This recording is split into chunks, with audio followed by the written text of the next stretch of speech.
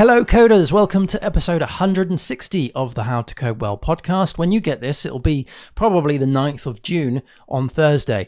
Today I want to talk about a couple of things. First of all, let's talk about the changelog actually before we dive into the other things, because it's a little bit of a mix today, I think. So on the changelog this week, I have been playing around with TypeScript in the sense of just watching videos, just sort of absorbing knowledge, if you will, of TypeScript, because I think TypeScript is probably the way to go, if for me at least, for JavaScript on the front end of howtocodewell.net and on the podcast howtocodewell.fm. This is all around the whole mono repo that we're creating. I've moved the podcast into the mono repo now, so we have essentially got a bunch of websites or applications in this single repository. And I'm starting to look at this repository in the way of sort of an abstract kind of way of, how can we condense these build tools and use the same thing, the same settings for all the various applications that are in this repository.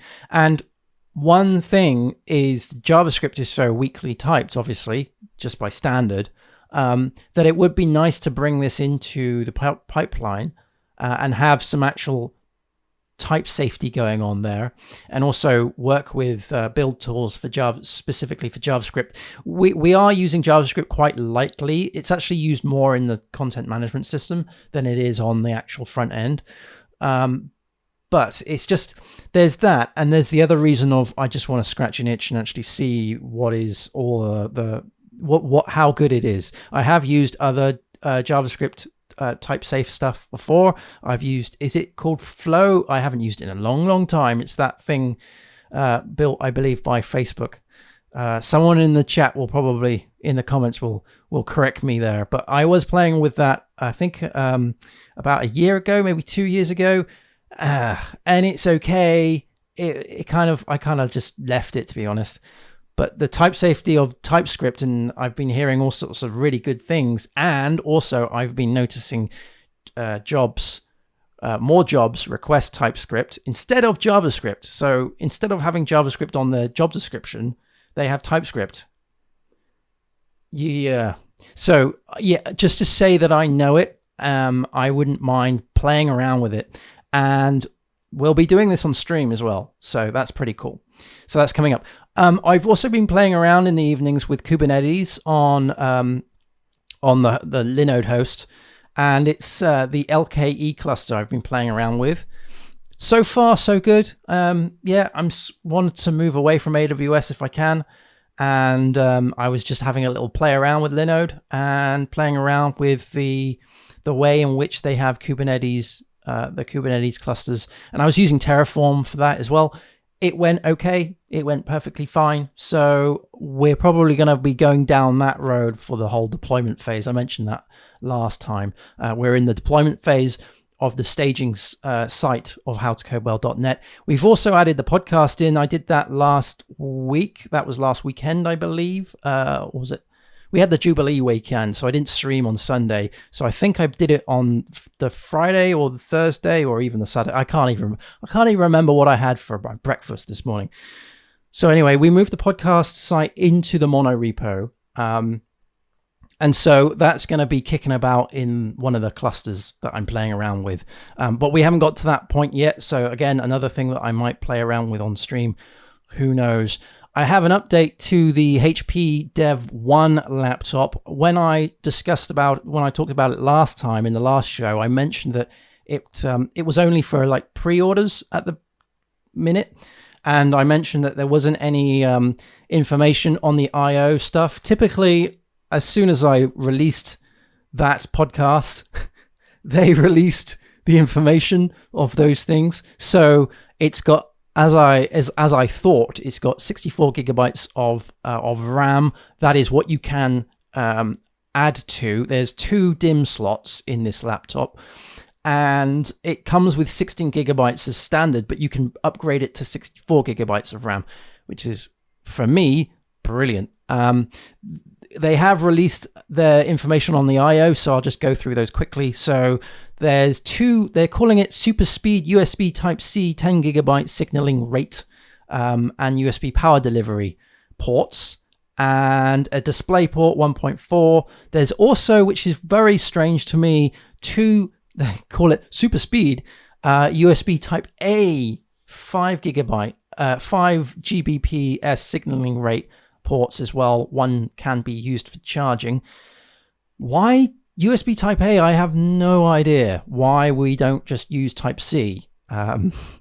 There's also a headphone stroke microphone combo and a HDMI port as well, and an AC power port as well. Why you would want an AC power port when you can charge with USB type C, and even if I'm reading this right, USB type A, I don't know.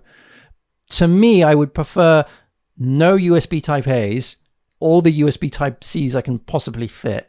I have one, so for example, the way I work, I have one port specifically for my YubiKey, right? So that's just one port consumed. So whenever someone brings out a laptop and they've only got two USB-C ports, I'm like, well, that's, to me, that's just the one, because one is already going to be constantly used. And if I'm using the other one to power, then I kind of need a third one, right? To putting in any kind of accessories and stuff. But my accessories these days are not USB type A. Anyway, I still want one, but I don't understand about the ports. That doesn't make any sense to me. Anyway, WWDC was out this week, and yes, I have thoughts on that. I did watch it. I have actually written down a whole bunch of notes on it, but I'm still trying to digest it. And I think there's a lot of people who go, "Oh, WWDC isn't for developers anymore, and it's just for like a marketing sort of mouthpiece type thing. Look at what we can do. Look, keep our investors happy and all that stuff." WWDC is supposed to be for developers, and I do feel that there is a development core theme that goes through in WWDC. So I don't think it's all about marketing stuff. But anyway, in terms of the features that they announced, I do have thoughts. So I might talk about those next week, but I really would like to see these things, and I would like to sort of think about them a little bit more rather than jump in and give you kind of like a reaction piece to it, because that's not the way I do things, to be honest.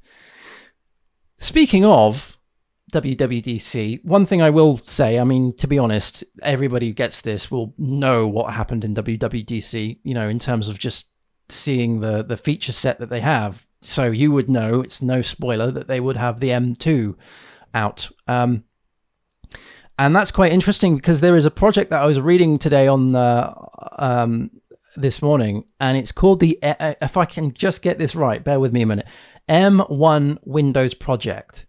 It's a very ambitious project, right? And it's a project about bringing Windows to the M1 chip.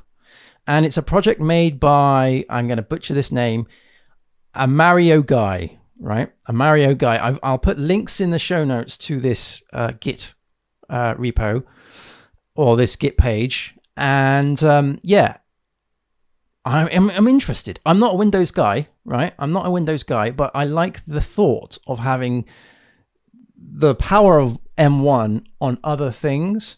So I've kept half an eye on the projects that are happening with Linux and M1. So that's quite interesting. And I wonder going forward, right? I wonder if Apple are going to put any blockers in the way, in terms of even hardware blockers in the way, to prevent these things from happening, these projects from happening. So it's a very ambitious project. Hats off to Amarioguy. That's not his real name. That's just his GitHub handle. So yeah, go and check that out. That's be nuts. If that could happen, that'd be crazy. Let's talk about PHP versions. This is the last thing I want to discuss today. PHP versions. I read an article. I'm not going to say what the article was, because it was a bit kind of like, really? And they were talking about the PHP versions, the way that there are more people on lower versions than the higher versions, and how bad that is for the PHP ecosystem. In my opinion, that's all baloney, to be honest. It's very tricky to decipher what is at what version of PHP, because you just can't tell from a website, right? You can't tell from the headers of the requests what is the version of PHP is running. You can do a little bit of sort of discovery work in terms of knowing what server version they're on, and then from that you could work out, say, what package version of PHP is installed by default. But then you're making so many leaps of assumptions there.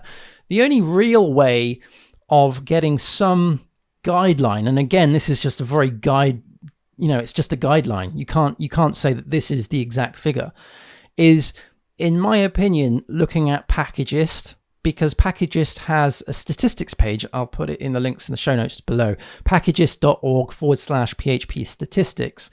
And those statistics are about the PHP version constraints of the packages that are being required, right? So the more constraints that have changed to, say, PHP 8, 8.1 compared to like 5, 6, and the more people downloading those packages and so forth. So package installations by PHP minor versions. I have the figures from the monthly graph that they have here. So for instance, 39% is on 7.4. Now, please note, anybody who's running 7.4, 7.4 has a security support up to the 22nd, I believe. No, 28th, sorry. 28th of November, 2022, this year. 23% is on 8.1, 21% is on 8.0. But again, take this with a big grab of salt here, because this is only going by the Packagist statistics, and they can only get those based on the installs. I know full well that there are projects out there that don't even use Packagist, right? Some PHP applications out there that don't use Composer, and so they're in their own sort of little bubble, this own little world, and they'll be outside of these stats. So it is incredibly difficult to get a handle as to how many websites run on PHP 8 versus PHP 7 versus PHP 5. Personally, as a contractor, I'm still dabbling in the very old school PHP sites. So there we go. That's what I wanted to talk about today. I know it's been super quick, but that's it. Thank you ever so much for watching. If you've got any comments, if you've got any opinions on the M1 Windows project or the Packagist PHP versions, or even if you're considering getting the HPDevOne, let me know at howtocodewell.fm/contact. Thank you ever so much. Happy coding, everyone. And I'll see you again next time. Cheers. Bye-bye.